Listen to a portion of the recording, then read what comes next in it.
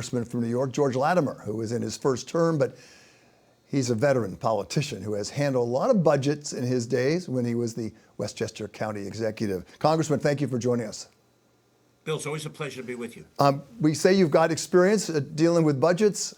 You're in a big budget situation right now. What's the status, and what do you think what's going to happen by October 1st? Well, I think the key thing, Bill, and this is where what happens in the federal government might be different because of the rules of the road, but it's the same basic principle.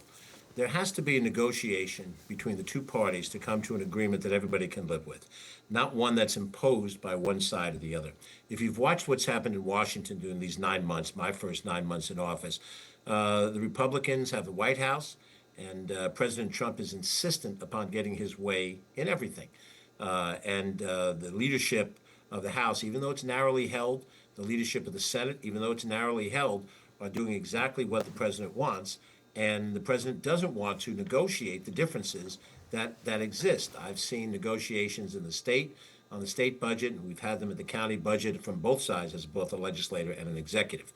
You saw that the Democratic leadership of the House and the Senate were prepared to meet with the president to talk about these things. The president canceled that meeting because he doesn't want to negotiate. And what's in the budget right now, what's been passed earlier this year, the big, beautiful, ugly budget, the rescissions package, some of the other actions that were taken under DOGE are going to hurt New Yorkers, and for that matter, New Jerseyans and Connecticut people that are watching this broadcast.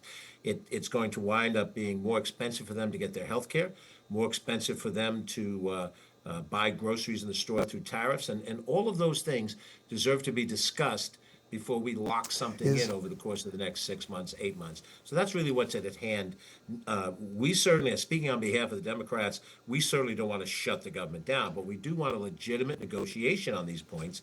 And it seems that the majority, at the direction of Donald Trump, does not want negotiations. They want to impose a budget that includes all of these cuts that are really going to hurt everyday Americans. And what the Democrats, and correct me if I'm wrong, what the Democrats are now saying, or thinking at least, their strategy is that, hey, if we shut it down, it's going to be bad no matter what. It's going to be terrible for a lot of people on Medicare and everything else, and on Obamacare, that everyone's going to be in bad shape no matter which way it goes in. And is that the strategy?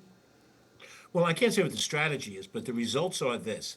That if we were to just go ahead with the Republican bill that passed the House on party lines, if we went ahead and implemented that bill without arguing, without pushing to make changes, it is going to hurt people badly. By the end of this year, you're going to lose credits on the Affordable Care Act or Obamacare.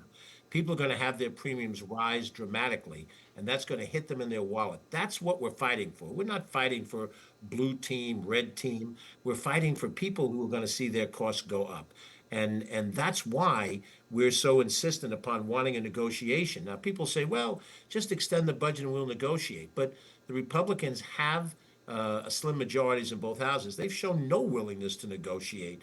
This is a moment where the Democrats have enough leverage to force the Republicans to sit down. Don't impose Alabama and Mississippi philosophies on New Jersey and Connecticut and New York. We operate differently. We have different priorities, and we care about our everyday economics, and they're going to be hurt by this budget if it's adopted as is. You are a centrist Democrat. I know you know a lot of people in Congress who are Republicans.